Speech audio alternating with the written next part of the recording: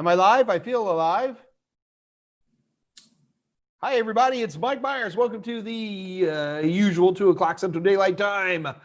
Monday, Wednesday, and Friday. Ask Mike anything. The goal of this AMA, the goal of this live stream, is to provide those of us who are isolated by the coronavirus an opportunity to connect and continue to work on our CompTIA certifications, in particular, IT Fundamentals, A+, Net+, Security+, and just about anything else you want to talk about, but those are our primary interest ones. And keep in mind, the goal of this as an AMA is that you ask me anything, right? So you ask me questions. Now, there's 2 ways we can do that. The first way you can do this is to, information coming from all these different places.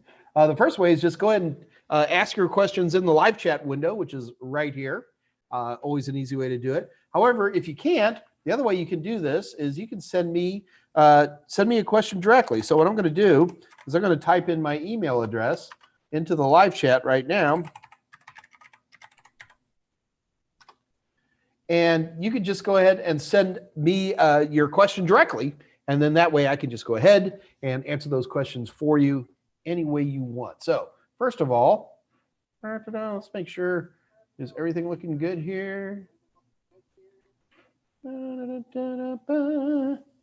the only little challenge I have is that we've got my buddy, Aaron Starrett, with us today. And Aaron, are you showing? Aaron, say something. Talk. Yes, I'm here. Talk louder. Can you hear me now? Can I hear you meow? Yes. All right, we'll give it a second. We'll have it pop up here shortly. So the important thing is, oh, there he is. Okay, I'm feeling much better now. You had me a little worried there. Uh-oh. You're just so quiet, you know, and everything. Do this. That might actually improve things a little bit too. You know, Aaron, this is like only the 3rd time we've done a Zoom meeting. Ah, there we go. Now it looks much better. Got both of us up on the screen. You weren't there a moment ago. Uh-oh. All right.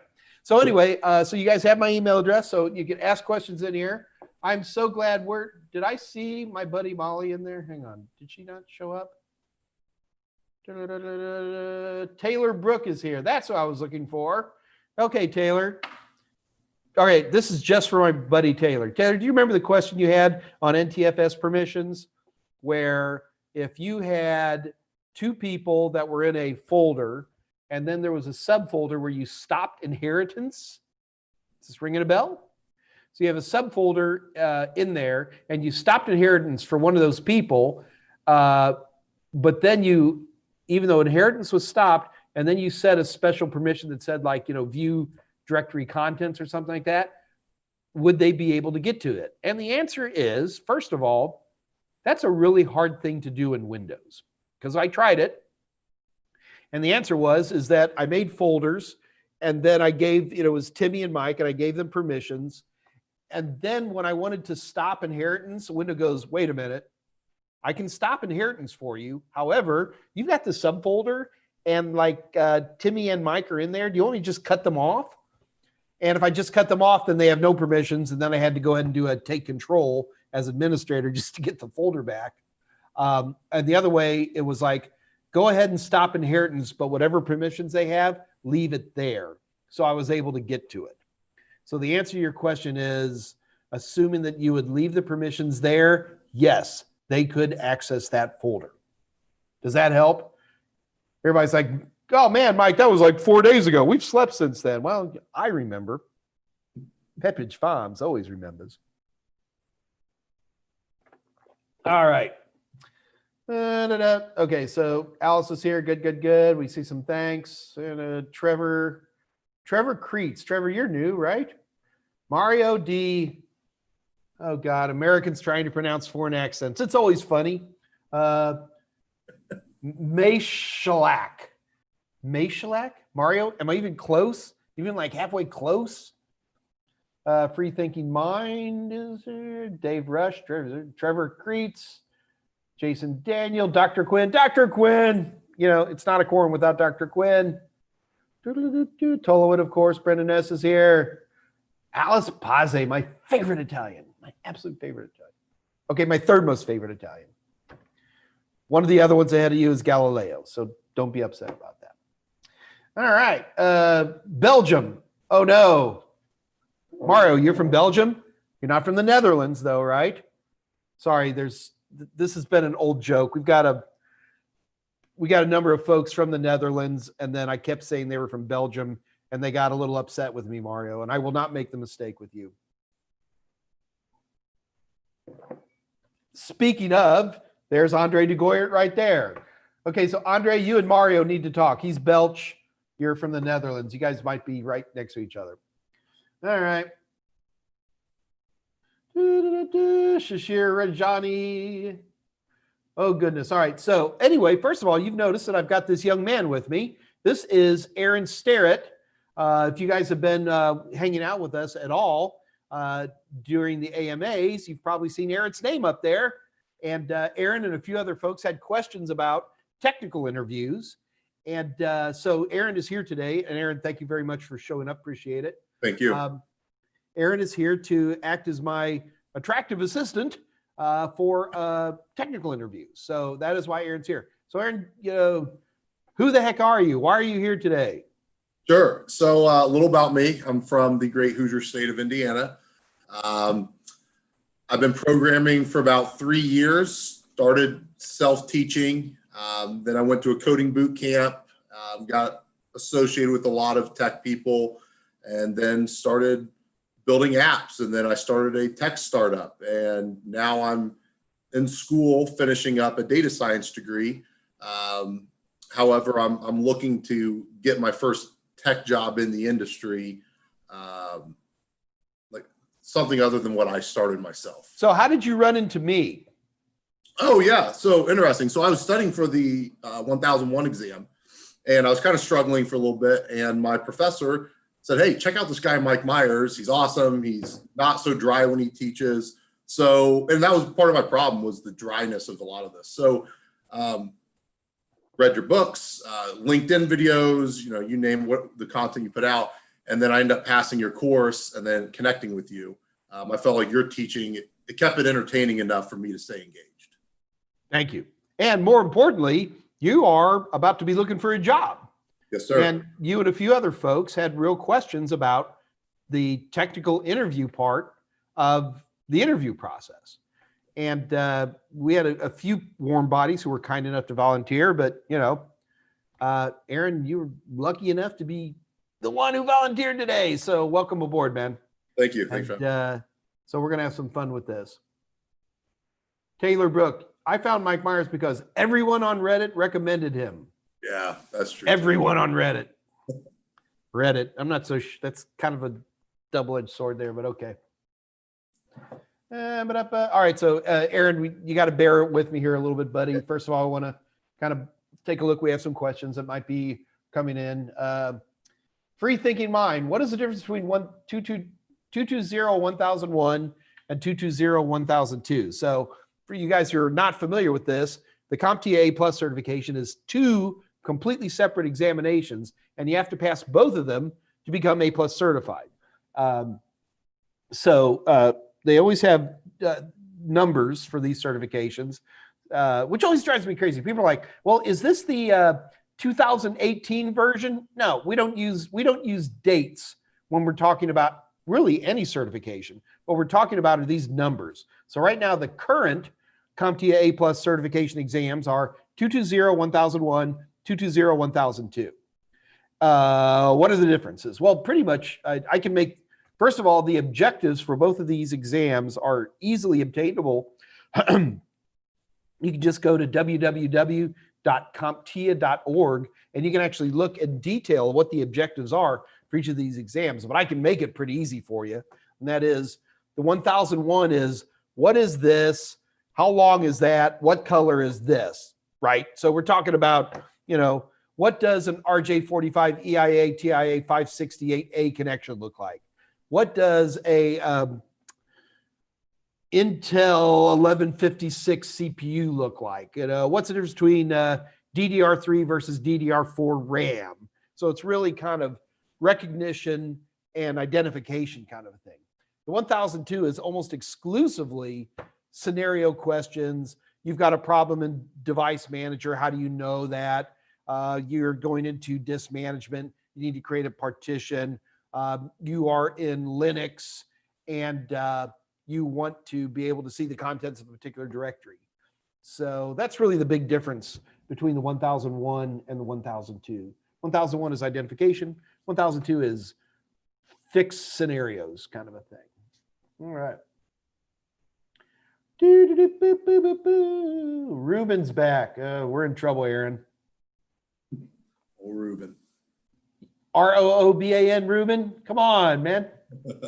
He asks good questions, but they're hard questions. See, this is the problem, Ruben, is that you're making me work, you know? I'm on virus vacation, right? See, this is not fun because poor, like you, Aaron, you're probably busting your rear end studying, right? Trying, yeah.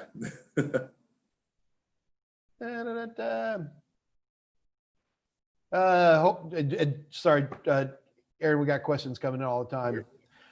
Trevor, question, do you have any plans to expand into other CompTIA certifications like Server Plus or Cloud Plus? Well, we do other CompTIA certifications. We certainly do CYSA Plus. We do PenTest Plus. I don't do them, but we have some really great folks who do great jobs on them. We got videos, test practice banks, all those great things ready to go. So yeah, we do lots more than that.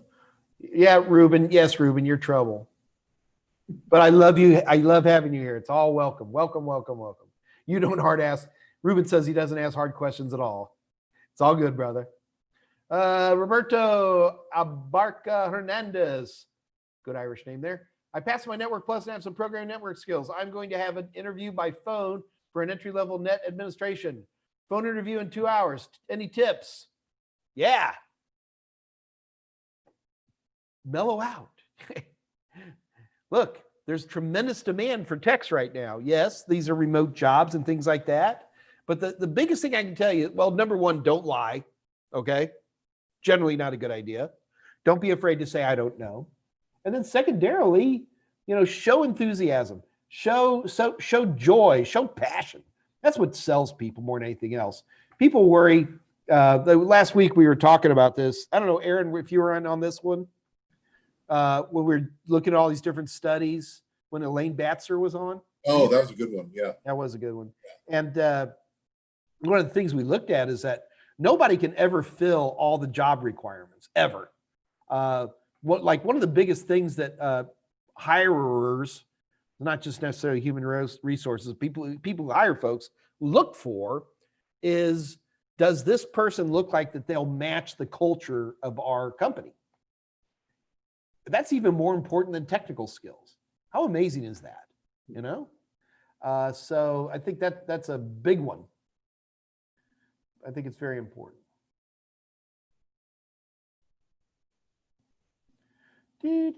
Just going through here, scrolling through, looking for stuff. Poor Aaron, you're just like, what have I got myself into? Hey, you are just fine. All right. The Belgians and the Netherlanders are talking to each other, so we're okay now. All right, so but hang on, we got one more coming in. Alan Dugan, where have you been, young man? I'm starting work experience on an IT company on Monday. Nervous starting off. Any tips? Bathe. Bathing is good. Deodorant, toothbrush. Don't wear your Star Trek uniform the first day of work, maybe the third day. But no, in all seriousness, it's, look, we're all nerds here, right? So, show up to work on time, show enthusiasm, try to make people don't ask the same question twice unless you absolutely have to. But have fun. Hey, you're going to work, you're getting a paycheck. That's good stuff.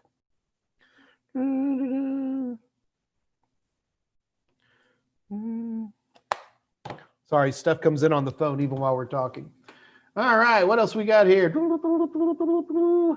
Falak. Sorry, Falak is my okay, Ruben. Falak's actually more of a pain in the butt than you are. So, Ruben, you can sit back with comfort. I'm just messing with you, Falak. Here are some pictures that match. Why does this do this? Falak, is it must to complete A plus Net Plus before taking Security Plus? No. You could take any of these, Falak, you could take any of these in any order you want. You don't have to take A plus. You could take Security Plus, Net Plus, and then A plus. You know, where do you want to go? What's your goal? I mean, that's the important thing. If not, then does one need to have knowledge of A plus and Net Plus before preparing for Security Plus? Yes. The Security Plus assumes a very high degree of networking understanding. I would find it surprising for anybody to pass the Security Plus without having all of the knowledge of Network Plus. But you don't have to. If you want to, man, you can just go right in and take that certification, go straight into Security Plus.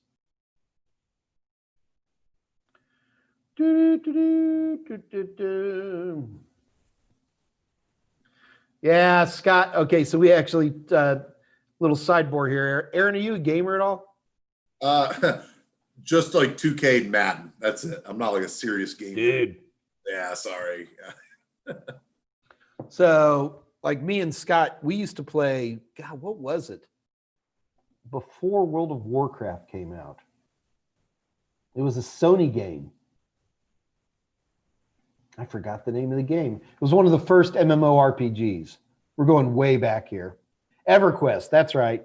So me and Scott, this is like in the 90s, okay? Playing EverQuest.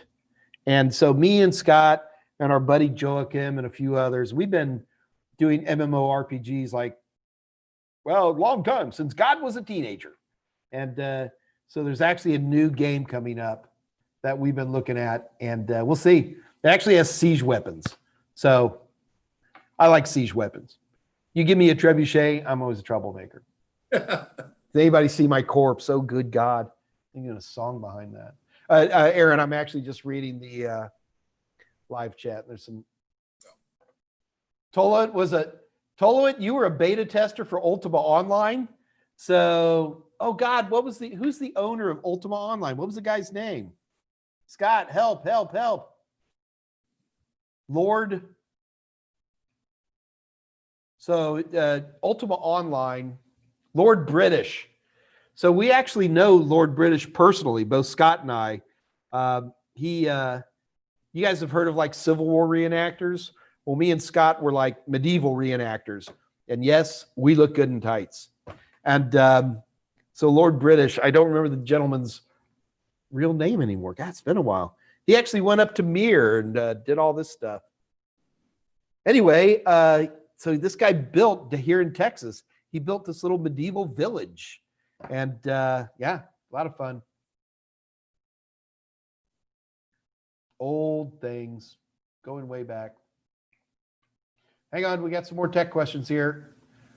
All right, Morton Romstedt. Hi, Mike. Played around with Wireshark after your session.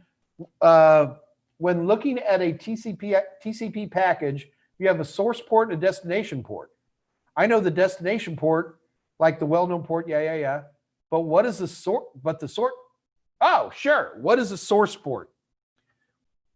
So when you send out a packet someplace, Morton, that packet is going to a server. And that server, let's say it's a web server. That server is listening on port 80, right? So it's listening. However, like on your computer at home, you're open like 5 tabs up. Like you've got one web browser open. I use Firefox, and I got like 5 tabs open. You notice all those tabs are working perfectly. How does your computer know how to bring the data back? And that's what that secondary port's for. The IP address gets the data back to the computer, but that secondary port, that's how when the data comes back, your computer knows where to put it, which tab to put it in, or whatever that might be. So that secondary port, or what we call the ephemeral port, which is usually going to be a number like 40,000 or higher, that is used as a return address. So one more time, the source IP address, when the server gets it, brings it back into your system, and that tells it where it's which system to bring it to. But that secondary port number, that tells you which application or which window or which pane or tab or whatever it is to bring it to. So there you go. Richard Garriott. That's right. That was the guy's name from Ultima Online. We actually hired at Total Seminars a couple of the programmers from Ultima Online back in the old days. Pretty trippy. Look at David Zientra. Aaron, I don't know. So these guys are typing in what are the actual ephemeral port numbers. 49,152 to 65,536. Well done, David. Mr. Robot. Now there's a, okay, Mr. Robot. I'll go with that. That's a pretty gutsy name. For entry level, would you indicate on your resume that you are studying for the A+ or leave it out? I would leave it out that you were studying for any certification. But as you're studying, if you're picking up those skill sets, I wouldn't be afraid to put those skill sets in. Remember, whatever you're doing a resume, in my opinion, there should be a skills part, which doesn't have to be that big, but you type in what your skills are. David passed the Network Plus. That's why he knows that stuff. Fantastic. All right. So, Aaron, you're about to jump on here, man. Hang on. I want to make sure we didn't miss any questions. Yeah, you're fine. Answer. See, I warned you, Aaron, we're going to have to do questions first. Hey, that's okay with me.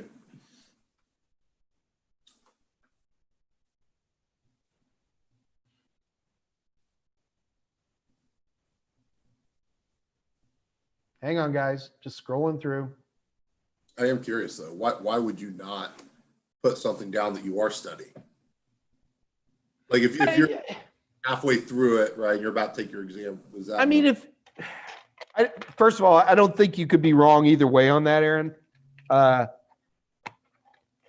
me, A+ is so entry level that saying that you're studying for the A+ would almost be like, you know, well, I'm working on the alphabet and I'm up to M. You know what I mean? Yeah. I wouldn't, like, if you're going for CISSP or CCIE or one of these super high-end, Right. you know, certs, I would probably say that that wouldn't be a bad thing to put in. But just A+ is too entry level. That's all.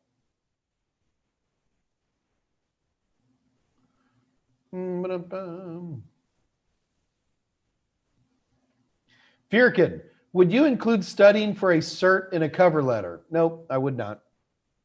The only thing I'm going to be putting in a cover letter, and again, Firkin, if you watched our resume videos, I don't recommend cover letters, especially for more entry-level things. You usually have some kind of statement of purpose or statement of intent or overview, and to me, that replaces the cover letter. Ruben, I checked my Soho router, wireless router from ISP at home through ZenMap, Nmap, and there's other ports open, and one of them is port 80. Is that normal?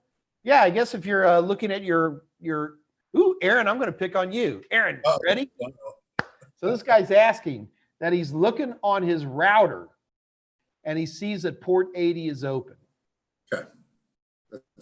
Is that cool?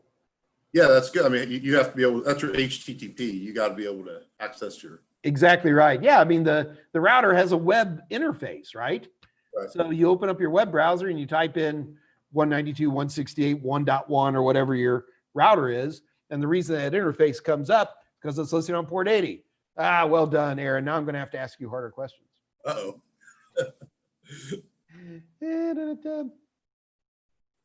Oh, here comes Taylor. Taylor's also a troublemaker, Aaron. She's a problem. When you start an entry-level IT job, do they give you some sort of on-the-job training, or do they expect that if you already passed A+, you know what to do? Taylor, they don't assume that you know how to go to the bathroom. Every entry-level job is going to be highly monitored, highly managed, probably micromanaged to the point of irritation, because it's an entry-level job, Taylor. They don't trust you to do anything. You know, I mean, remember the Mike Meyers motto, incompetency is rampant. And trust me, when they put you in a job, no, they're not going to leave you hanging, man. Don't worry about that. In fact, it's usually the opposite is what drives people crazy, when you're so closely babysat on an entry-level job that you don't even get a chance to breathe. Oh, and for the record, Taylor, we're all clueless. Here, Aaron, she literally says, I'm so scared of being clueless. Same. Bask in your cluelessness. Hey, I'm in the same spot. That's exactly right. Dude, don't worry. Aaron, don't worry about everybody's clueless. You know? Hey, the one thing back in my day, we didn't even have the internet. I mean, it was with the internet, it's like you can type in, go into Google and say, I can't register the Viestat on the Sherber, hit enter, and there's 20,000 other people who've already had the same problem, right? Right. That is reassuring, though. Yeah, no, nobody knows what they're doing in this business. They don't. In fact, the more terrifying part is, where'd she go? So Taylor, the bigger problem I have in this industry is the more you learn, the more incompetency you discover all around you. It's terrifying. I mean, Aaron, you were in the military, right? Yeah, I was. All right, so trust me, I've never been in the military, but I've also known this. In the military, and you were Army, right? Yeah. All right, well, there you go. So the more you know in the Army, the more incompetence is all around you. Yes? Yes. Yeah, absolutely. Yeah. Taylor, don't sweat it, man.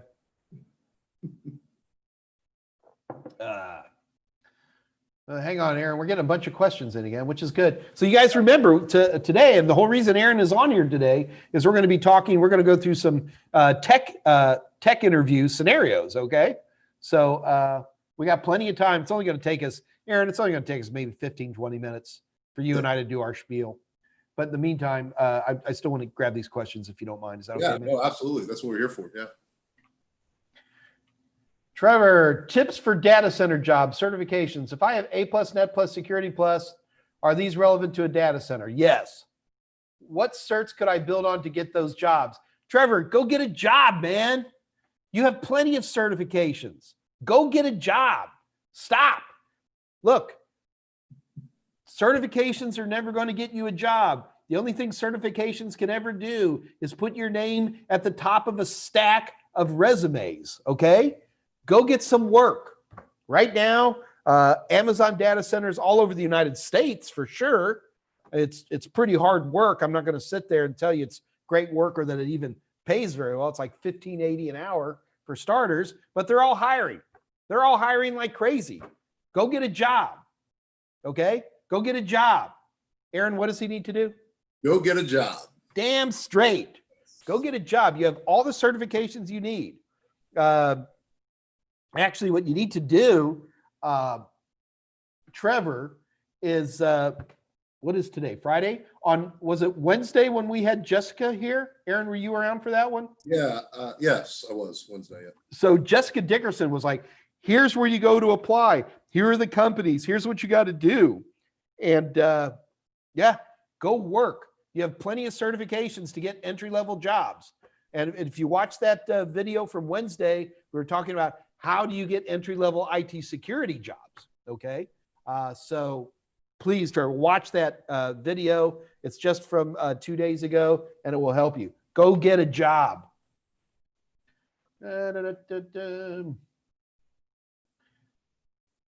Shishir.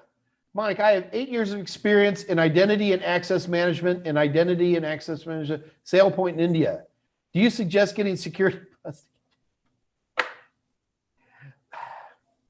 Shashir, I'm not laughing at you. I'm laughing in happiness and joy.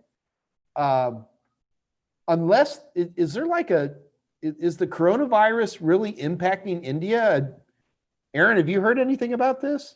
I don't know about India. I know we have some upticks here in America, though. Well, Shishir here is from India, and here's a guy with like 8 years of experience in IAM, works with SailPoint, authentication stuff. And Shishir is talking about getting a Security Plus because you're jobless at the present. So Shishir, you're telling me that IAM isn't hiring like crazy over there? Really?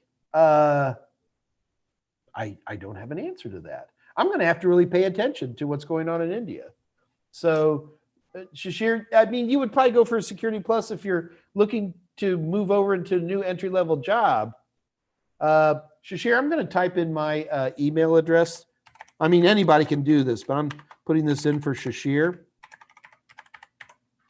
Oops, typo.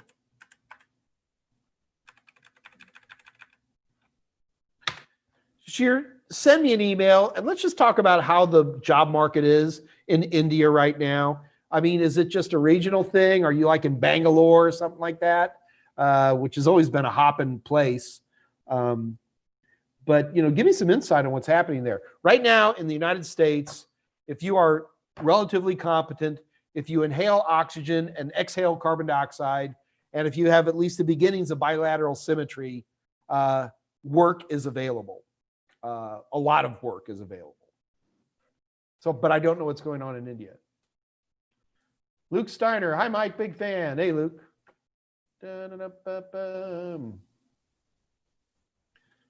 Hang on, Aaron. I'm just reading questions as always.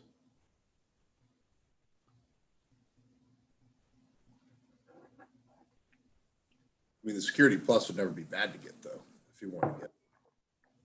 Well, I mean, to me, Security Plus is almost like a second level cert. In my opinion, for a lot of people, getting A+/Net Plus gets you in the door. Like even here in the States. I mean, Aaron, you guys have like Best Buys up there and stuff? Oh, yeah. Yes. All right. I mean, those guys will scoop us up in a heartbeat. I mean, they only pay like, $9.50, $11 an hour, and you live in a van, but you get great experience. That's why I was curious with this gentleman from India, is because I just have no sense of how India is doing right now. So, Andre, you put your studying for the A+ on your resume because that helped. Okay, well, Andre, our favorite Dutchman, Aaron. Yeah. He put that he's studying for the A+ on his resume, and it helped. So there you go. If it works. Boom.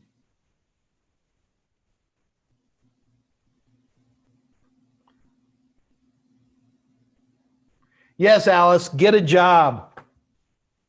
That's just guys, we work so hard to paint these pictures in our minds about what we have to do to get a job. And the answer is you don't have to do anything. There's enough demand in IT. Look, I'm assuming you have competency. I'm assuming you don't drool in the middle of an interview. I assume you don't put your shirt on backwards. Don't laugh, guys. I have seen all of those, okay? People are sending me, I just can't find a job. And then I just meet them, or I have a Zoom meeting with them or something. It's like, oh my gosh. So there's a thing called a comb, and sorry, but it is an issue. And all I have for folks like Alice and Taylor are little tiny pictures. Y'all look like basically bilaterally symmetric. So I think you guys are okay. So Shashir, you're in the States? Shashir, just go get a job. Just go work. I'm not saying that you shouldn't go for your Security Plus, but that should be, most certifications are something you do on the nights and the weekends as you're trying to get better and better jobs, okay? Start out at $11.50. Who cares? In 6 months, you're going to have something better. Get out there and go to work. So am I a motivational speaker, Taylor? I hope so. I try to be. So sure, you're on a dependent visa with your spouse. There you go. First of all, congratulations. Marrying a good American girl. Nothing wrong with that. Yeah, get out there and get a job. Shashir, where do you live? Where are you at in the States? I'm nosy. Falak Khan, why does CompTIA test cramming of acronyms? It doesn't, Falak. What technical knowledge competency does it show? So what you're saying, you will never see a question on any CompTIA exam that says, what does DHCP stand for? It doesn't exist. There's none. But you will get questions saying, Bob's having a problem, blah, blah, blah, blah, and he's getting an PIPA address of 169.254. What could be the problem? Aaron, what's the problem? The PIPA? If you got an PIPA, what's the problem? Well, you're not connecting your DHCP server. That's right. Aaron, did you have to know what DHCP stood for in order to answer that question? No, I just know it's giving me the IP. Yeah. Right. That's all I'm talking about. So, Aaron, I got a question for you, man. Sure. So, one of my cars is a Mercedes-Benz 280 SLK sports car. Yes. Okay. Nice car. It's a nice car. So, I got a question for you, Aaron. Could you get into my Mercedes-Benz 280 SLK with the keys and run the windshield wiper? Yes. Why do you say that? Because No, wait a minute, man. Are you Mercedes-Benz certified? no. I'm not. Huh? Do you have windshield wiper certification? Nope. All right. So why can you be so cocky as to say, yeah, if you hand me the keys, Mike, I can jump in your car and run the windshield wiper? Why? Because a windshield is a windshield is a windshield. They're basically all the same. That's right. And you've jumped in a bunch of cars and run the windshield wipers and been perfectly successful at it. Aaron, that's the biggest problem I have with newbies in the industry is that, they're like, oh, I don't know what to do. They approach a situation and they technically understand it. They've seen plenty of windshield wipers, right? Right. But because they don't know, the example that I showed them in a video was like, okay, so to turn the windshield wiper on, you go down and you turn a knob on the dashboard. But then you jump in this other car and there's a dial on a thing, right? So what I call it is you just have to be comfortable poking around. Aaron, you've done plenty of windshield wipers. In fact, I'll bet, Aaron, you could sit in my car and even squirt the windshield juice on the window to clean it, right? More than likely, yes. All right. So yeah, that's always a big issue. So Flock, no one's going to ask you about any acronyms, none. But just as you just saw Aaron talk about DHCP, no one's going to ask you what DHCP is, but by God, you better know what DHCP is. What does it do? Why does it exist? That's the important thing.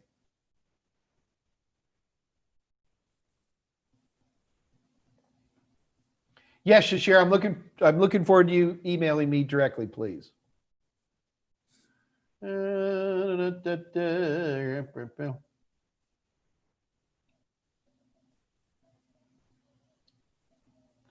Jezza, I wish there was a similar YouTuber in the UK. Hey, Jezza, I work just fine in the UK too, so don't worry about that. Oh, Jezza wants UK hours. Sorry, I can't help that. But Jezza, what I can tell you is all of these are saved here in the Total Seminars channel. You can watch them anytime you want. Zadai A, is it worth getting Microsoft certifications such as MD100 and MD101 if you get A+ certification, or would it be redundant? First of all, I don't think MD100 or MD101 still exist. You might want to double check that. There's been a big certification Armageddon that you might want to double check that. But no, I don't feel that there is some degree of overlap, but let's just assume that those certifications still exist, which I don't think they do. Did you know that there's already cross agreements with Microsoft and CompTIA where if you get like the A+, you've already passed those? Yeah, you're gonna have to double check. CompTIA updates this all the time. Go to www.comptia.org. But a lot of times, if you have an A+ and a Net+, you already have a bunch of other certifications, and it's just a matter of finding out what those are. Trevor Kretz, I have just been told there were vendor-specific certifications for data center entry job requirements. Trevor, I know lots of people who've had entry-level jobs and did not have vendor-specific certifications. So I would be curious who told you that. Is it the person who's actually hiring? Is it the person at the data center who said that? Then I would be very respectful of that. If this is just some buddy on some Discord channel or some stranger on some subreddit, who cares? Look, Trevor, the biggest problem I have with people is they don't try to get a job. It blows my mind. Here, sorry if you guys have to hear this story one more time, but you're going to hear it. Like when I was in high school, no offense, I'm not the prettiest thing you've ever seen, okay?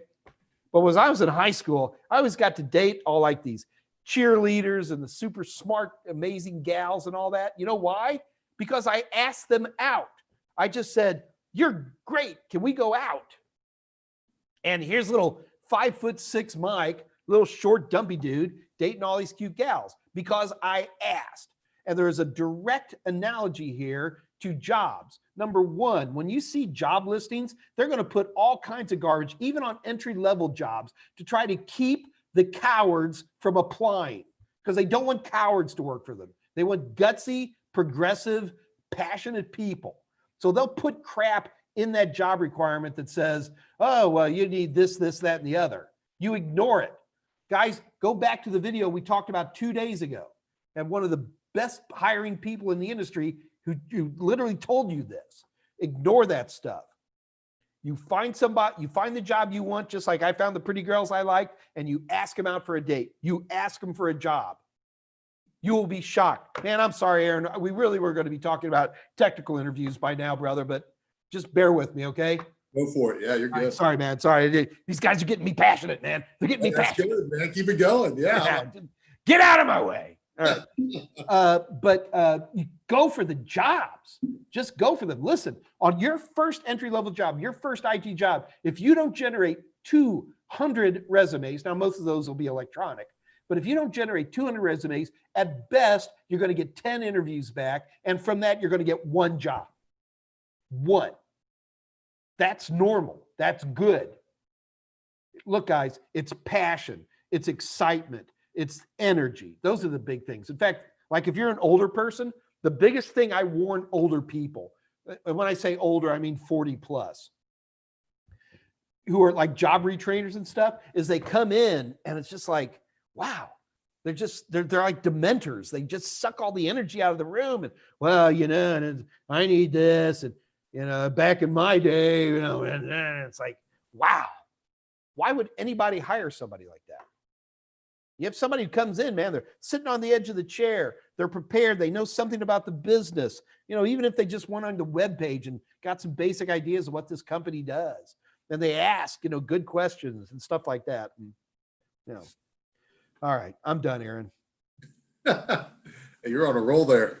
I get frustrated because there's so many great people out there, Aaron, and they self-limit for reasons that make no sense to me whatsoever.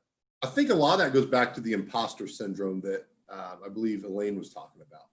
I think it's very powerful to have. I mean, I'm guilty of it. You know, I know Me a lot. Too. Yeah. Me too.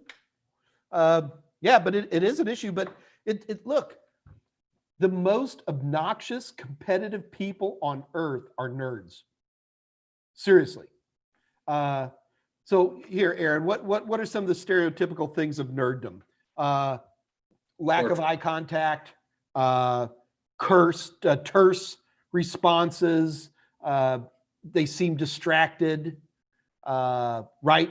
That kind of a thing. So, Aaron, I got a question for you. Okay. Name another person, another type of person who would have those same things: lack of eye contact, terse responses, socially inept people. I'm not going to leave you hanging on this one. It's people who are distracted. Think about what a distracted person would do. Oh, yeah, okay. Oh, yeah, sure, right. When you're dealing with brother nerds or sister nerds, as a nerd, we all have what I call the project, okay? This is not my original concept. It's out there somewhere. I cannot provide attribution to the proper person, which is unfortunate, but it's absolutely true.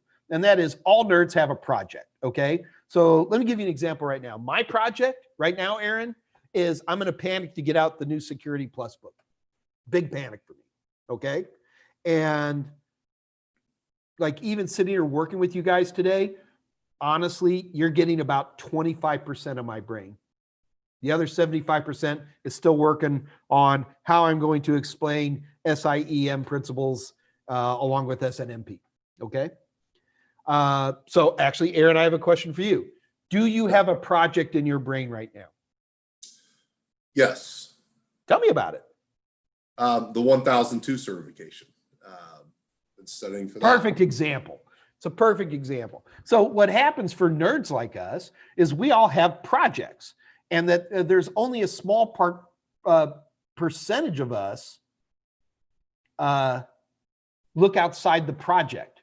And this is a big problem for nerds. In fact, I always wanted to write an article. It's like how to have a relationship with a nerd, right? Because it's hard. We're not easy people to have relationships with. And because we are, look, all nerds have a little bit of Asperger's. We all do. There's no exception. I certainly do. I think is what makes us good at technology is to have that single-mindedness a little bit that allows us to dive into technologies. And nerddom is certainly not limited to IT either. I mean, you can be a quilting nerd, right? You can be a race car nerd. There's all kinds of different types of nerds. But to deal with that dynamic can be an issue. Anyway, to bring this all around back full circle, the problem I run into is that nerds, because we are so competitive and driven, we will look at a bunch of job listings and we decide, because this is how pompous we are, Aaron. We decide which job is right. This is right. No, not that one. Because you'll sit there and you look at a job that's going to say, oh, well, you have to have this industry certification. And in our brains, we're like, oh, I am not going to curse. We have an international audience here. I'm going to be very good. You're so right. Oh, shucky darn. I'm not going to apply for that job because of this. And you walk out feeling pompous. And all you're doing is running your finger down a web browser list of jobs. I'm telling you, dude, this happens all the time. Literally on the other side of all this, the people who are hiring, they put these things in here on purpose. They know darn good and well that they'll never find anybody with all of this criteria. They know that. So you come in and have a few small aspects of that, and you come in with passion, and you come in with energy, and you come in with poignant questions, you're going to get hired. You're going to get hired because all the other nerds stink at this so bad that if you just bring a little bit of energy in, a little bit of eye contact, a little bit of engagement, you will be shocked. You will be shocked at the doors that open for you. Okay, I'm really going to get off my soapbox now, Aaron. I'm serious. So stop doing this, man. Come on, you're old Army infantry. I can jack with you all I want. Yeah, bring it on. But yeah, I will say you're right. You're right about that. I've not applied to jobs because I said, well, they want this, so that means I have to be able to answer those questions in the interview. And you don't, Aaron. You don't. Right. They're putting that in there to make the cowards back off. They're looking for leaders. Not be a coward. Well, okay. I'm sorry. No, you're right. I didn't mean to offend. That was not my intent. Right, it's a confidence thing. You should be confident and just be able to go in there. Or do with the imposter syndrome, because you are an imposter. No offense, Aaron. You're an imposter, especially when you're going for an entry-level job. Do you think you're the first one they've ever run into? Right. No, obviously. Yeah. Look, the most important thing you can do as a tech is to learn to say one thing. I don't know. I do not know. Well, that's an important thing. Sorry, Aaron, we suddenly, since my little notification there, we got a bunch more questions coming in. Good.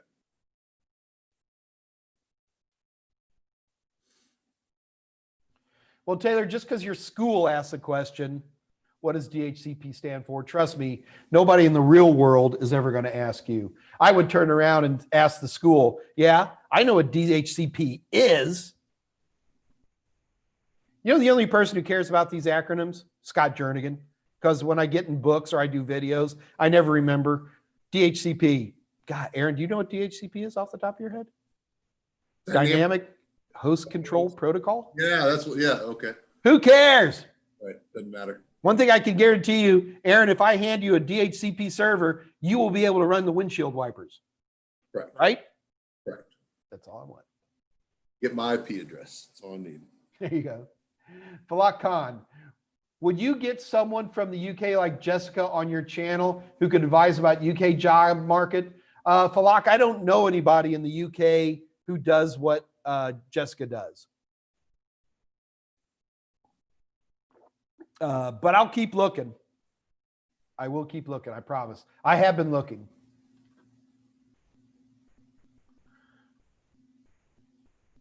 Tolowit, Okay, I'm sorry. Falak, Ruben, you are not the pain in the butt. Tolowit is the pain in the butt. Here, Aaron, Tolowit's line du jour. Mike pickup line. Hey, baby, you are so fine. It's like 9,600 baud. Oh God. That's literally like a dad nerd joke all in one. Yeah, it's pretty bad. Yeah. Keep your day job, Tolowit.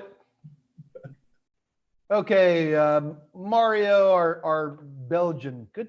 Do you drink Belgian beer at all, Aaron? Every now and then, yeah. I got to tell you, a good Belgian double or triple is a. So the other thing, do you ever like one of the nice things about? So don't tell anybody this, but Houston, Texas is an amazing place to live. It's like, especially if you're a foodie, like we have all the food, and we have like 2 or 3 Belgian restaurants, and so you get here, Mario, Kvak. Do you know what that kind of beer is? Anyway, so the Belgians, man, first of all, they're kind of meat and potatoes folks, which is good. But mussels, that's their big thing. Mussels. Get these huge things of mussels, drinking a big Belgian beer. Doesn't get better than that. Aaron's like, okay. I mean, I don't know if Blue Moon counts as a real Belgian. Dude, you live in Indiana. Your Yeah. idea of going crazy is what, pizza with corn on it, right? Yeah, I said there's not a lot of options where I'm at. So I got to tell you, though, one of the most fun towns I've ever been in my life was Indianapolis, Indiana. it is a neat city. Yes. I was staying downtown, AAA ball field right downtown, one of the Yeah. most amazing zoos I've ever been at in my life. Wineries, breweries all over the place. Great music scene.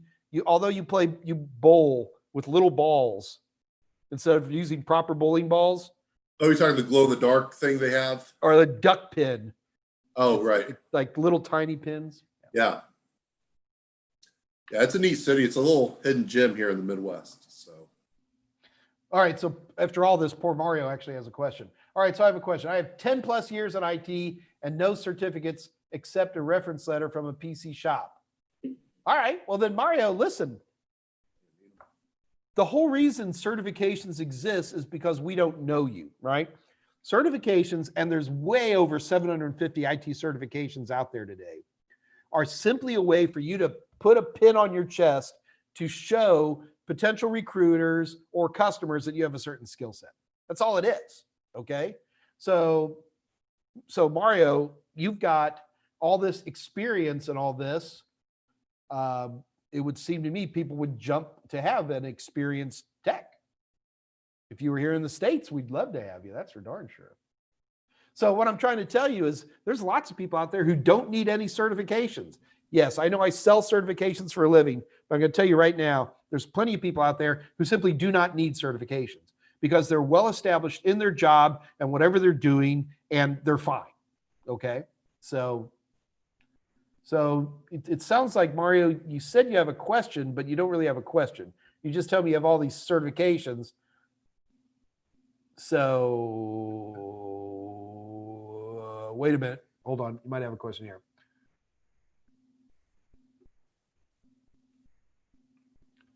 Trying very hard and doing my online courses.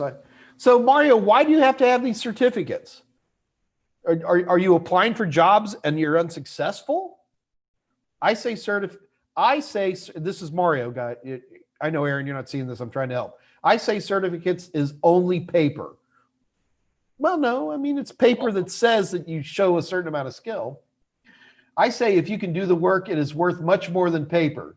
Does anybody agree? I completely agree. In fact, if there's some way that I could take a USB port from my brain and plug it into yours and see what your knowledge is, that would be far superior than me having to go through paper certificates. But unfortunately, I can't do that. So the only way I can do that is, number one, a technical interview, which we're still going to go through today. We're not even, hang on, Aaron, I haven't forgot about you. Is either a technical interview, but if I got 1,500 people applying for a gig, I would like to have some kind of filtering tool that would help me decide what competencies people have. So, yeah. No, the skill is better than the certification, But unfortunately, I can't do that for everybody, especially when I got a job coming into play. Nothing wrong with a long message. Took you a while to get there, but you got there. Azad's finally showed up. Hurrah.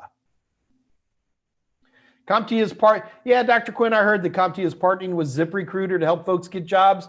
I don't know what that means yet. So we'll see what happens. It would be nice for CompTIA to do something like that.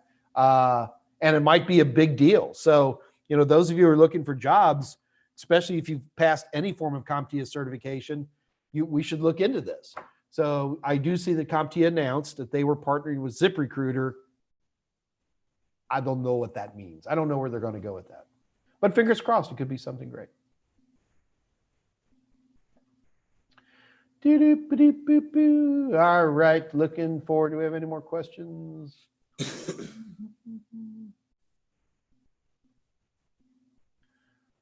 Yeah, right now, Aaron, just a bunch of folks agreeing with us. And Taylor typing in dynamic host configuration protocol. Oh, yeah. You got it, Taylor.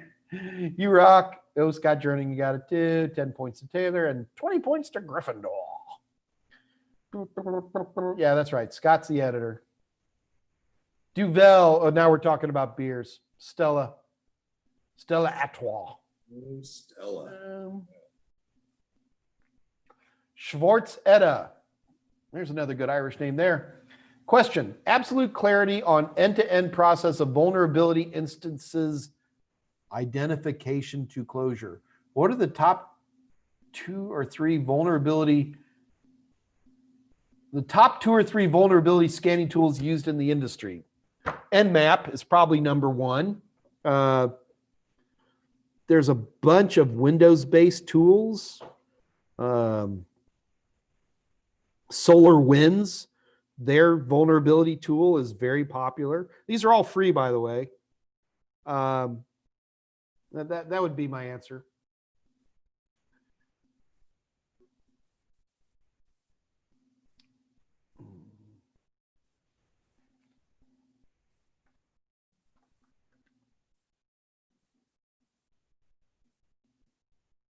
That Dave Rush says that is a actual question. Really? Oopsie. Okay. Okay. All right.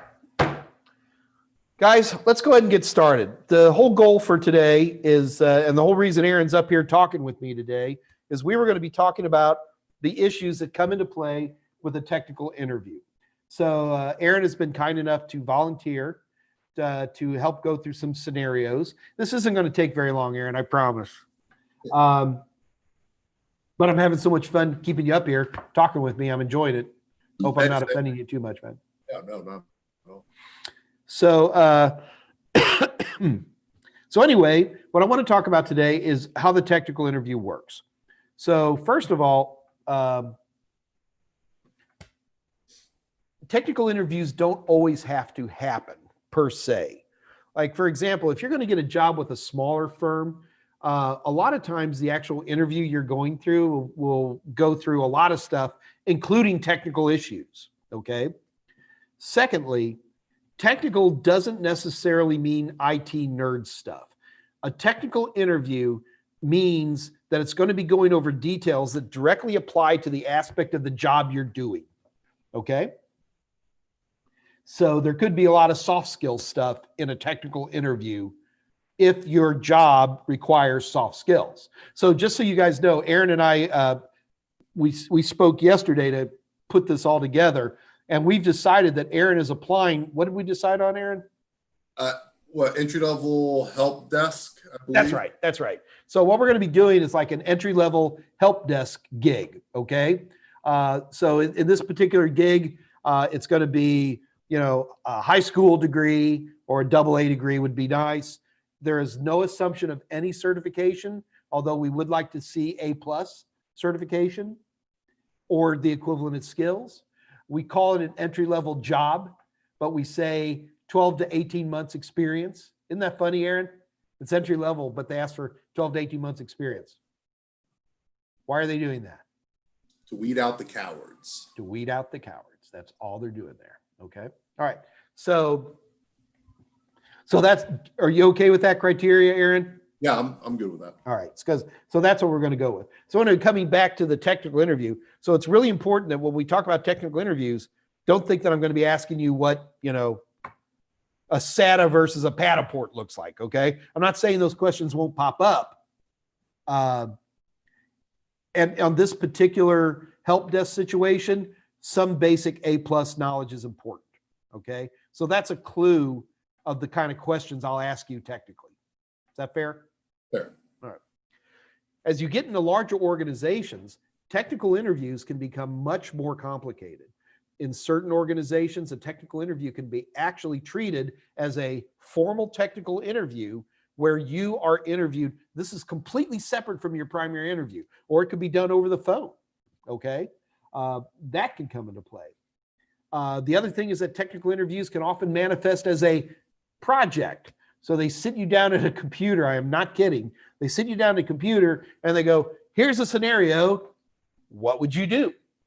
And usually these scenarios tie in closely to the skill set they're expecting for that particular job. You don't see that until you get into some pretty big companies, but do be aware that that is a thing. All right. So what I'm going to do today with Aaron is that we're going to treat this more as a mom and pop technical interview. All right. And Aaron, from time to time, I'm going to put up the old timeout where I'm just going to break the fourth wall and talk to the gang. Okay. Yeah, perfect. So we're going to treat this kind of like that. So is everybody cool with where we're going with this? I think everybody's okay. Oh, by the way, thank you, Scott. Just because you guys were nice enough to show up today, do keep in mind that we have 50% off of all of our total seminar simulations, the performance-based questions you see on CompTIA, as well as all of our practice questions. So all you got to do is go to www.totalsem.com, go to our merchant area, pick up any of the practice questions you want, which are already about the cheapest in the world. And then on checkout, just type in MM Live Summer, just like you see in the live chat there, and you get half off. This is ridiculous. Our prices really are insane. Okay. Aaron, you ready to do this, my brother? Yeah, I'm ready. Let's do it. Okay, let's get into character, man. What's my motivation? All right, here we go. All right. I've prepared a few questions for you, Aaron. Okay. Okay, so remember, this is entry-level help desk support. I'm not expecting you to be a genius here, right? Okay. Hey, Aaron, thanks for coming. Yes. Do you have any trouble parking or? Not at all. All right, everything good? Okay. Good. Yes. I'm definitely checking you out right now. You have bilateral symmetry. Looks like you brush your teeth. Yeah, I get that a lot. Yeah. You would be shocked in our industry that it should happen more than it does. Okay, you ready? So anyway, Aaron, I wanted to sit down and just jam with you a little bit. Talk about kind of what the job is. I'm trying to understand where your technical skills are and how you might fit in to XYZ Corporation. Is that okay? Perfect. Yeah, I look forward to it. So I got to ask you a question. Like, what is your favorite video card? My favorite video card? And why? I would say my favorite video card, and you're going to hate this answer, is the one that comes stock with the computer because I don't have to change it or spend extra money on it. Okay, that's interesting. All right. Yes. Do you have an opinion on NVIDIA versus AMD for video cards? I actually have AMD, and it works well for me. I've never tried NVID, so I have no idea. All right. Okay, first time out. All right, guys, here's what I'm about to do to Aaron. I'm going to make him say, I don't know, okay? I'm going to keep hitting him because he's dancing around my questions a little bit. You are dancing around my questions, Aaron, for the record. And I'm going to make him say, I don't know. So, Aaron, try not to say, I don't know until you have to, okay? Right now, okay. All right, cool. So what do you think about the difference on like the NVIDIA, 1080 1070, 1080 versus the 2070, 2080 cards? Is there anything in particular that you like? So, Mike, I don't know. But what I will do I knew you were going to jump right into that. is tonight I'm actually going to research the difference in those two, and I'll get you a better answer of what I like from what I researched tonight.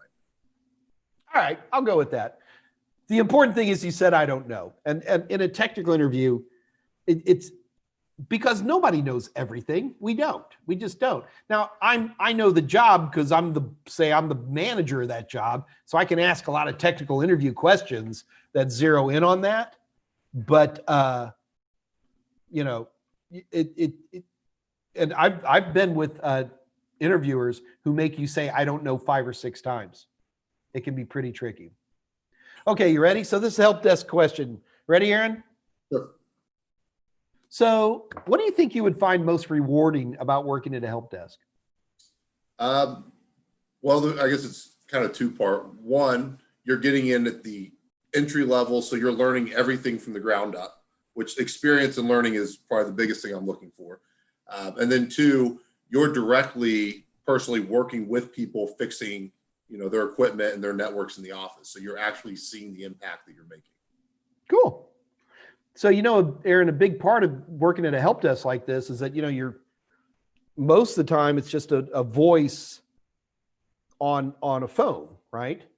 Okay. So, you're literally the pointed edge of the spear of customer service for XYZ Corporation. So, what does excellent customer service mean to you? Well, to me, customer service starts with wanting to be in it, wanting to take care of a problem and help people and getting the satisfaction out of that. But customer service is the ability to relate to somebody's issue, fix it, take pride in it, and then make the other side feel, just as happy and confident in what you did for them. I guess that would be, there's a communication there. Obviously, you got to feel good about what you did, and they have to feel confident that you fixed their system. So, I mean, yeah. That's fine. That's fine. I think one of the bigger issues, now you noticed, Aaron, that these really aren't technical in terms of like hardware or operating system, are they? No. But they're very technical for this job, right? I mean, this is a help desk job. So these are kind of questions you're going to run into for help desk. And these become very, very important ones.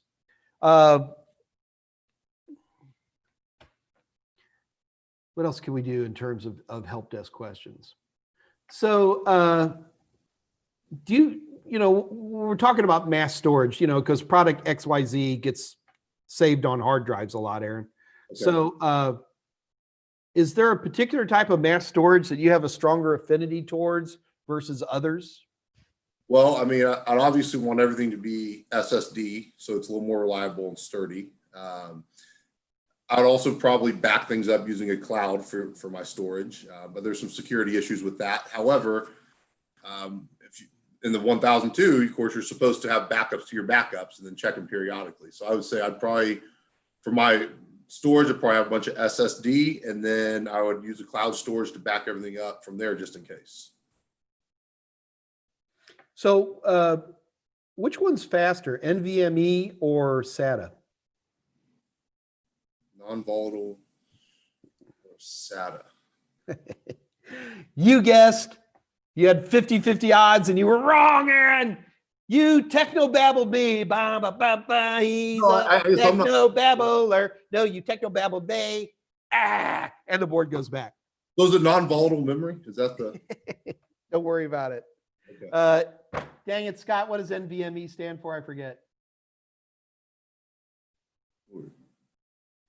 Look, Aaron, I like I said, when you're silly enough to volunteer to do that, yeah, to come on, Lord, and be with me, and you do something that we all do, and I've done it 1,000 times. So this is just Big Brother Mike talking to little brother Aaron. Sure. Yeah. You had a 50-50 odds, and you were feeling good. You had the hot dice, and you got to be careful with stuff like that because it will bite you. Everybody's going to think that I paid you to do that. Oh, yeah. I have no idea. Yeah. There you go. That's the right answer. Non-volatile memory express. All right, now you guys, like next Monday when Aaron's on here, you guys cannot give him any crap about that, okay? We're all brothers and sisters here together. All right. Hang on. And we'll save that for, we got a couple of questions coming in. All right. So here's the other big one. And Aaron, you're not at all ready for this, but we'll give it a chance. So Sure. Aaron, now you have a base, but thank you. Do you have any questions for me? Now, keep in mind, this is a technical interview. Do you have any questions for me? Yes. I guess the first question would be, what type of training and expectations of growth do you have in this position? There you go. All right. Yeah, you're hitting the big things. The only, that's a fine question, Aaron. It's being ready with questions that come back. All right. Now, do keep in mind in a technical interview, Aaron, you might want to work on more technical questions, right? So what type of knowledgeware are you using at the help desk? Or, this XYZ product, does it really, make more mouse traps per hour than ABC product? See where I'm coming from? Got you, yeah. So the questions you're asking me right there, Aaron, might be more of the generic interview kind of a thing, right?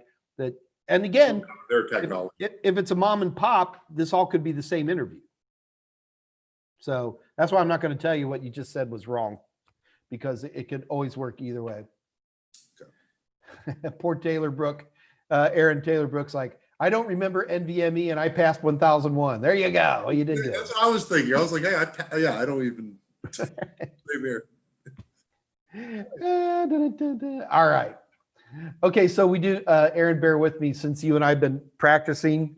And by the way, Aaron, you did a great job. Thank you very much.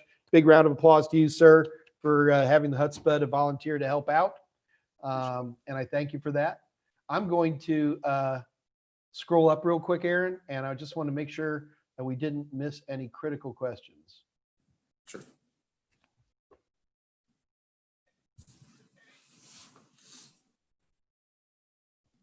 Bear with me, please. Terrence Stevens, will you have a code for the web? Oh yeah, he's already asked. These are the deals. Yeah. So Scott's got you covered.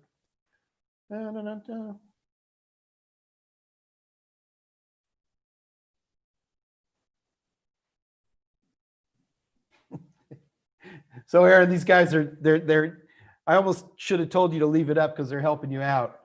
So just say NVIDIA GeForce, blah, blah, blah, and you're good, which is actually probably halfway true. GeForce, that's what's that, the video card? It's NVIDIA's, the cutting edge of all NVIDIA video cards are known generically as the GeForces. Ah, now I know. Perfect. Taylor's actually, isn't that the only difference? No, there's a lot of differences in there. Right there with you, Taylor. Ray tracing, Neil Mantimum said, the difference is ray tracing. And you're absolutely right, Neil. Ray tracing did come in with the 20X series, but there's some other stuff too. Here's Andrew Hutz. I have lots of opinions on GTA. Yeah, Aaron, we got a bunch of video card nerds in here, man. Just need to work, work. But you see, Aaron, the thing is, I wasn't really terribly motivated on how much you knew. You know what I mean? I was more interested in how you were handling things. You wanted to hear I don't know more. I do. It's literally, I can't reinforce how powerful that is as a statement. And now they're all trying to fix you on NVMe. We'll go scroll past that. How do you feel about HR people who are non-technical hearing I don't know when they're hiring a technical person though? That happens. I will say, I will admit that does happen with some of these HR interviews. And most of the time, God, I almost hate to say this, that's the place you can technobabble. If you know darn good and well that they're HR and they don't know their head from a hole in the ground, just spit out. You can, refluctuate their flux capacitor kind of stuff and get away with it. But man, woo, it's tricky to do, risky, throwing big dice when you do that. Also, lots of people are thanking you, Aaron, for volunteering today too, as well. And Ruben says that you're now hired by Total Seminars. I am not paid for this. Yeah. Okay. All right. Well, listen, Aaron, I'm going to, do you mind just staying on through the rest of the session today? Is that okay? Sure. All Yeah. right. So it looks like the questions are kind of slowing down a little bit, but I want to give everybody an opportunity for, asking some more questions. Guys, always keep in mind that these Ask Me Anything start at 2:00 Central Daylight Time here in the United States, and they go till 4:00 or until when the questions run out. So if the questions are dying down, then we'll call it a wrap for the day. Also, keep in mind a couple of things that are happening here. Number one, guys, do remember that we're probably going to be switching to a Monday, Wednesday format. We're going to be skipping Fridays. It's nothing wrong with that. It's just that I always, I've got these 2-hour windows, and as long as we're filling those windows, I'd have all these days. But if we're not filling those windows, then I'm going to go ahead and cut it down to Monday, Wednesday. We're probably going to start that next week. All right. So it's going to be Monday and Wednesday. I'm not going anywhere. I'm going to keep doing these forever. As long as there's a coronavirus, I guarantee I'll be doing these. If we get more demand, if more people start showing up, we'll do them more days, right? It's not just one way or the other. But right now, it looks like Monday, Wednesday. Also, keep in mind that I'm on vacation through all of August. And because I'm on vacation, Scott and Dave are going to be picking up a lot of the sessions. And so they'll be here to ask them anything. But I will still be on, mainly on Wednesdays more than anything else. Also, got some great speakers coming up in August too, that we're lining up. I think I got EC Council is going to be coming back. CompTIA will be on. So we've got a lot of great people to be coming on. And of course, we will always be here to help you guys continue to pass your certifications. That's the important thing. All right, so let's take a little peek. So we got some questions coming in. Mike, what's your take on NVIDIA versus AMD? Team green or team red? I'm team green, Andrew. I like NVIDIA. I'm familiar with the drivers. I'm familiar with the nuances of NVIDIA cards. I'm not against AMD at all. I know NVIDIA. So it's tend to stick with something you know. That's the only thing I've got there.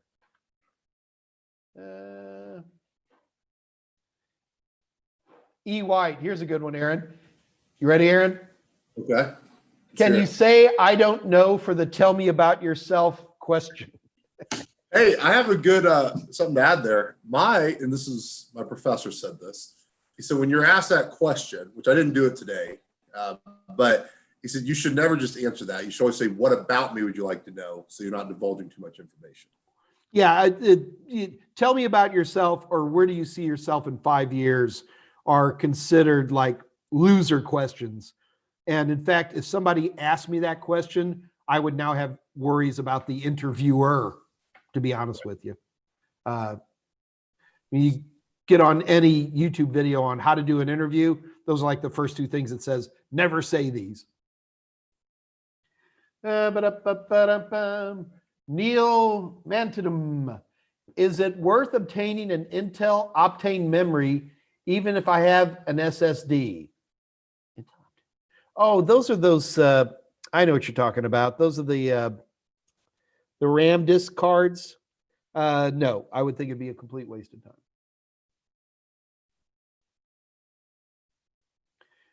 Ed Hertz, how unheard of is it for entry-level tech positions to teach you almost from scratch? How unheard? It is completely heard. Most entry-level positions, they assume that you know how to pick up a phone and how to hit the enter key. And other than that, they assume you're an idiot and they will sit on you. Most entry-level jobs in almost anything are very high turnover. They dump a lot of people. It's not unheard of at all, Ed. They assume you're an idiot and they're going to cover every step of you. I have a friend being offered an entry-level gig, RPG coding. I don't know what RPG role-playing game, but only has limited knowledge. Yeah, look, Ed. The thing is I don't know, coding is kind of a different world. Usually in coding, because they know what the development platform is, their tech interviews are going to be much more aggressive because they know not only the language, but the development platform and all that. And they can, really hit people like that really, really hard. So the right answer is I don't know. Transplant Health, Mike, is the local security policy tool only available in Win 10 Pro? Scott, help me. Is local security policy still available in Win 10 Home? I would assume that it is. I don't have a copy of Win 10 Home in front of me. Here, watch this. Win 10 Home local security policy. Let me Google that for you.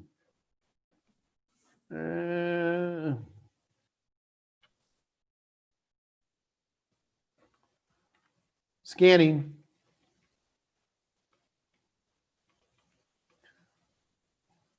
There is nothing in two quick sources I've looked at that says that it is not in there. It does say on some systems here, I'll put this up on the chat so you can see it, that you actually have to type in. So Dave Rush is saying that local security policy is not available in home editions. Well, there you go.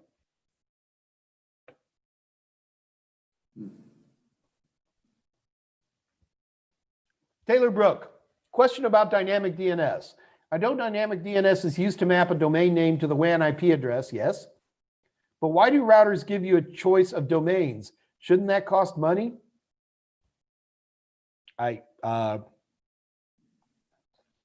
So lots of dynamic DNS services out there do charge money, and there's some that don't. Why is YouTube free? I don't know, Taylor. I don't know why they give it away for free. Maybe because they want you to get off of their other people's cloud storage and use a lot of these dynamic DNS also provide cloud storage. Might be one guess. I don't know why they don't charge money. That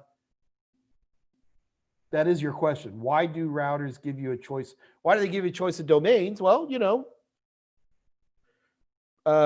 if you and I wanted to make a web page, we could do taylorbrookmikemeyers.com, right? As long as that FQDN is available. So we have a choice of domains.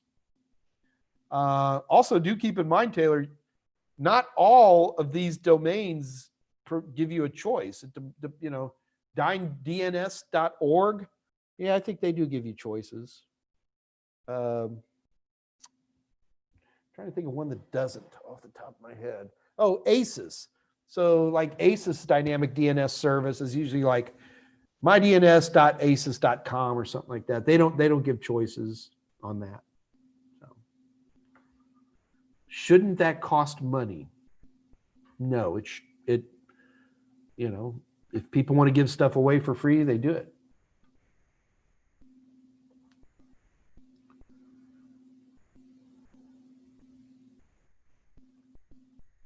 Yeah, sorry, Taylor. I'm trying to answer your question, but I'm not quite sure where you're trying to shoot at there.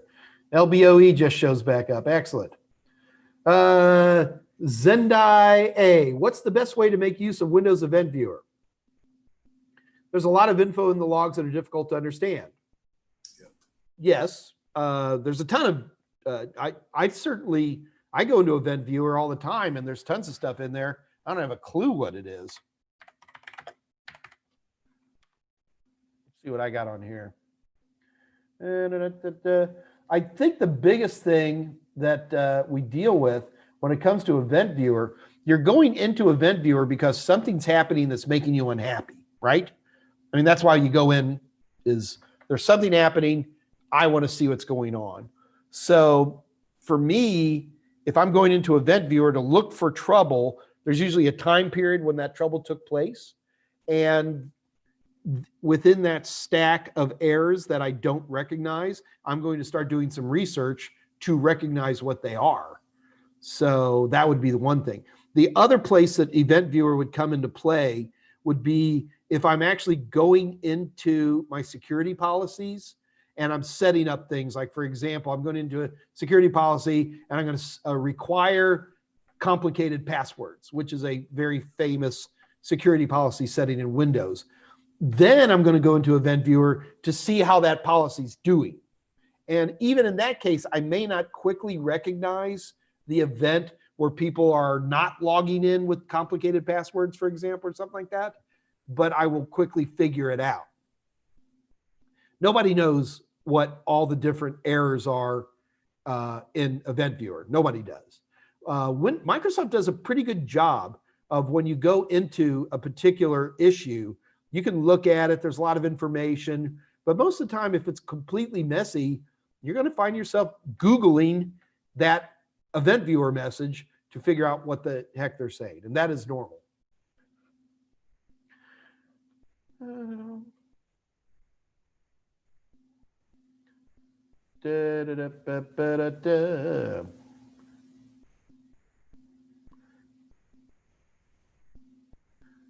Not a D. Why is Mike's humor free? Because you guys wouldn't pay for it. Nada, were you thinking about that, man? Were you like sitting there going, what am I going to type for Mike? Why is your humor free? I like that. Although, Nada, you know, I can give you my Venmo address if you want to send me some money. Always good. Uru, man, Uru said it best. Remember, if it is free, you are the product. I don't know how dynamic you're exactly right. I don't know how dynamic DNS would make you the product, but they probably are somehow.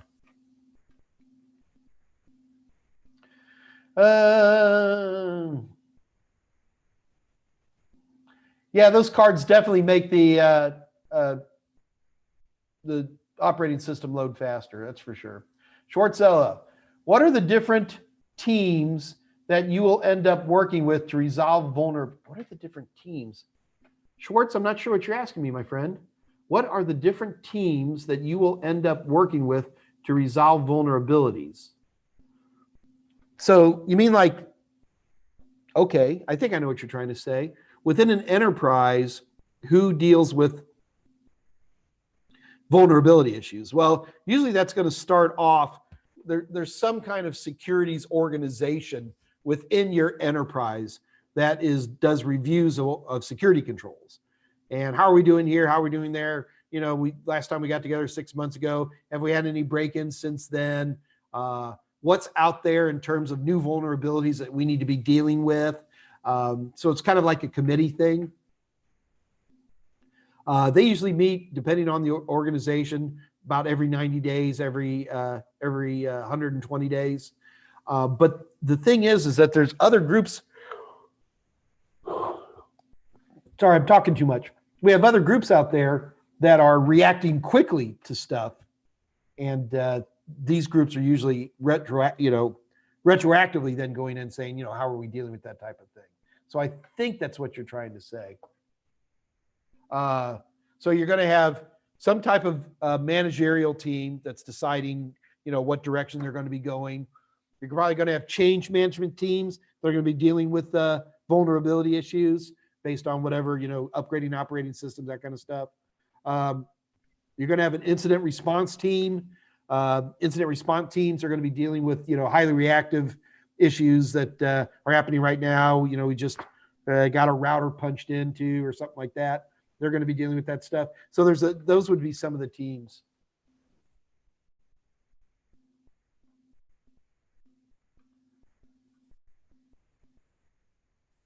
Ed Hertz. One more, if you don't mind. Someone once told me, if you have a degree in something already and you want to career change into tech, do not go back to college for it. Learn online. Do you agree? Yes, I would agree. I would think that for most people, if you already have a 4-year degree, which is probably what we're talking about here, that and if you want to go into tech, yeah, I'd say you're fine.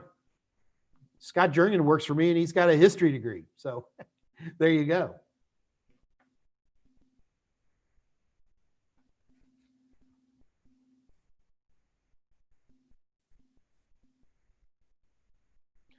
Brendan S., does change management always follow a specific change of steps? Generally, yes. Man, don't ask me, Brendan, to quote this to you right now. I always forget what they are. And they're actually a Security Plus question. So I forget right now. Scott Jernigan, Aaron, Scott Jernigan has a question for you. Yeah.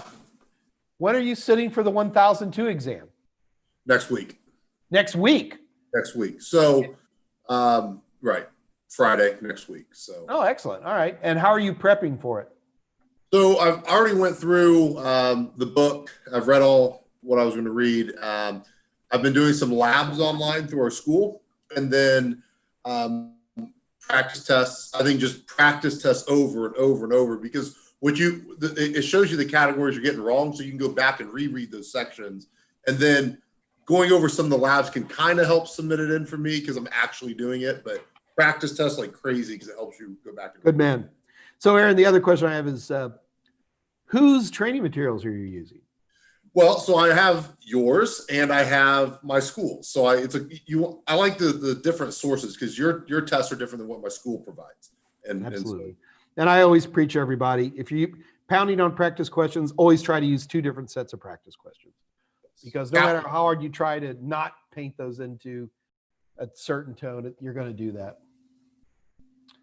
Ba-ba-da-ba. Dear Keys, hi Mike.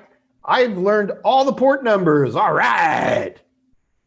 20, 21, 22, 23, 25, 53, 80, 443, 110, 1. Okay. Is that enough for the A+ exam? Yes. So, dear Keys, what is port 445? And don't tell me what the acronym stands for. I have no interest. What does port 445 do for you? Why is it good? You know, that's the important thing to me. But the A+ definitely has a number of questions like, SSH uses port X.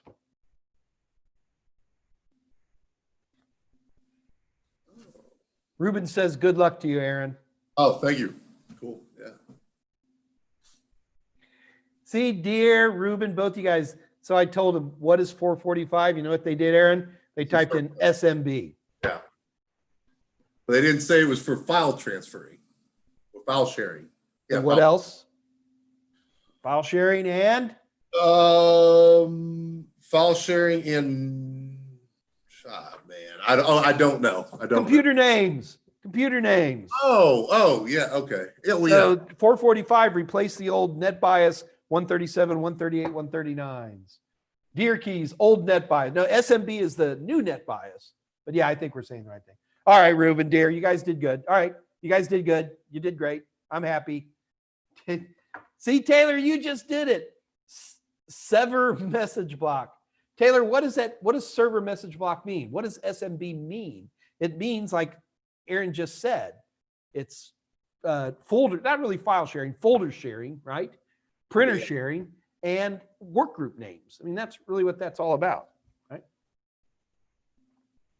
Yeah, Aaron, LBOE just said, Aaron just pre-passed the exam by saying, I don't know.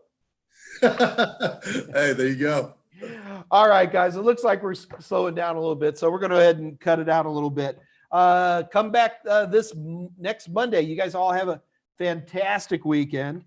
We will be back Monday. We have no official topics Monday, so it will be fully Ask Mike Anything.